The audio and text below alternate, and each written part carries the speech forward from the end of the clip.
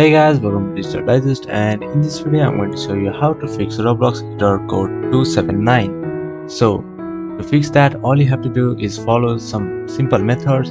So first method is to use your default browser. So if your default browser is Google Chrome, you have to log into Roblox using that browser. So where you can find this default browser, all you have to do is click on the start button and then search for default apps.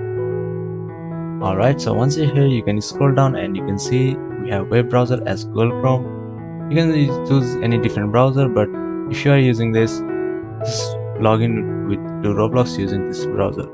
So the second step is to disable the Windows firewall temporarily. So sometimes the firewall interrupts with the Roblox server, so you have to disable it temporarily. So where you can do that, all you have to do is just click on start button and search for firewall and network protection. Just click here, and on the domain network or private network, just click here, then click on this off. Alright, so now that is done, all you have to do is log into Roblox and your code will be fixed, and then just enable it once again after you have logged in on Roblox. There you go. So that is how you can fix error code 279. Thank you for watching this video, and I will see you on the next one. Also, don't forget to subscribe to our channel for more videos like this.